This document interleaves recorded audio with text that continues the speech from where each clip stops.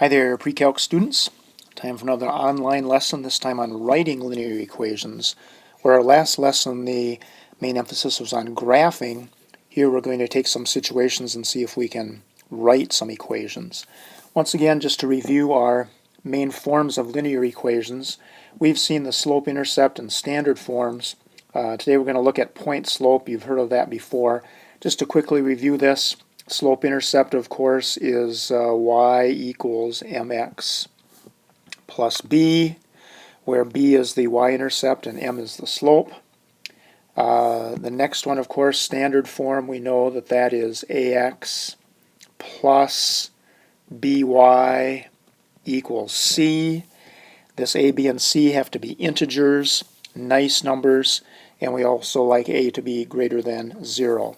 Now the new one we have here is point slope. Point slope looks like this: y minus y1 equals m times x minus x1.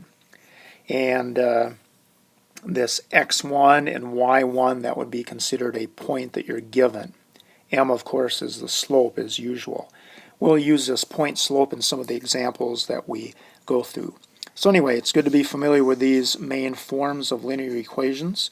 So let's go ahead and try some examples. All right, here's the first one. Write the slope-intercept form of the line with slope 2 and passing through the point -3, 2. All right, so the key thing here, we already know what the slope is. That's our m value. But we don't know what that y-intercept is.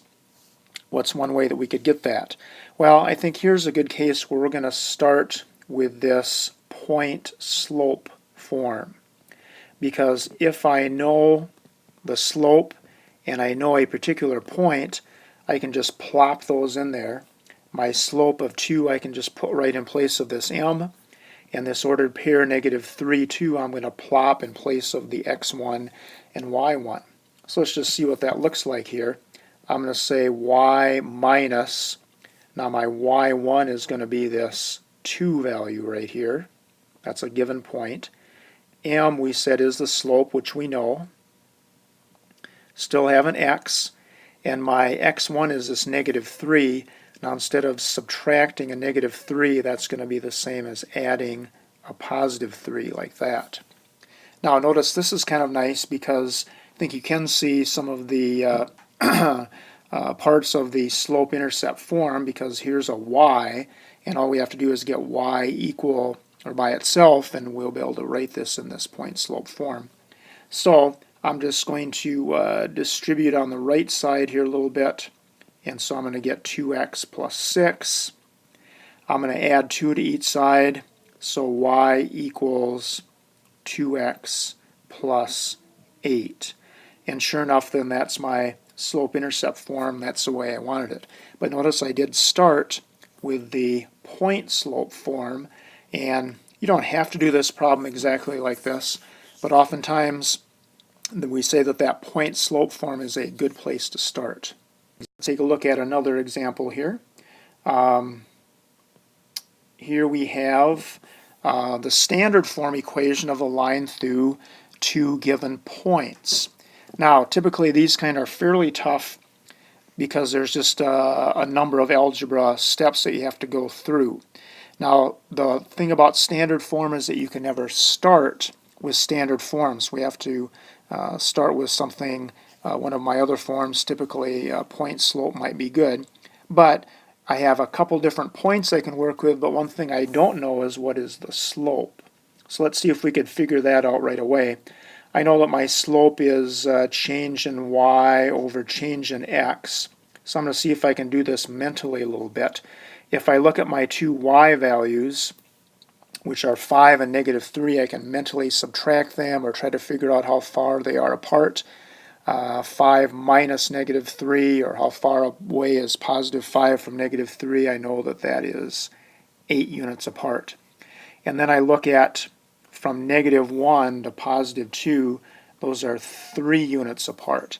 So I see that my slope is 8/3. How do I know whether that's positive or negative? Well, one thing I kind of like to do is just draw myself a little grid over here. and just roughly plot those 2 points, negative 1, 5 would be about there, and 2 and negative 3 would be there. Sure looks like when you connect those points up, it would be a negative sloping line. So I know my slope is going to be negative 8/3. All right, so now I actually will go back to this point slope form again. And now that I do know what the slope is, I can put that in here. I can put in that negative 8/3 in place of m. Now I really have a choice here as to which point I'm using because I was given 2 different ones.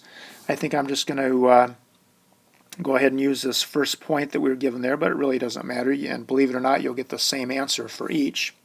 So now when I fill in stuff, I'm going to get y minus 5. 5 is the y coordinate that we're given. Over here it's going to be x.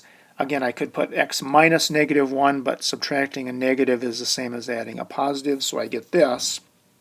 Don't forget the equal sign here. And so there's my equation. I just have to clean this up a bit to get it in standard form. I think the first thing I'm going to do is distribute this negative 8/3. So I get negative 8/3 x minus 8/3, like that. Now, this isn't in standard form for one because of the goofy fractions there. So let's see if we can clean that up a little bit. I'm going to multiply all of this stuff by something that's going to clear out those fractions. In this case, it's going to be a 3. So now when I do that, I'm going to multiply 3 by everything here. I get 3y minus 15.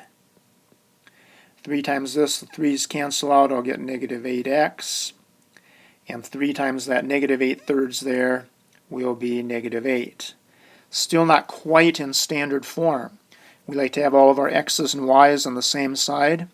So this negative 8x, I'm going to add that so it's over there. If I do that, then I'm going to get 8x plus 3y, that's also over on the left. And then I just need to get rid of this negative 15 here, so I'm going to add 15 to each side. 15 minus 8 looks like it's going to be 7. So there's my super duper answer there. It's in that standard form format, but kind of goofy. A lot of steps there. You have to be really careful about those. Problem here looks pretty similar to the one that we just did. Standard form, and then it gives you a couple different ordered pairs. But before we plunge right in there, you notice something fishy maybe about these 2 ordered pairs, and that is that the x value is the same, isn't it? So that x coordinate is the same in each case. Now, if that's the case, what kind of a line do we have? It's either going to be a horizontal line or a vertical line. And if you kind of play around with this or even plot this on some of the graph paper you have, you see that sure enough it's going to be a vertical line like this. And we know that vertical lines have what kind of slope?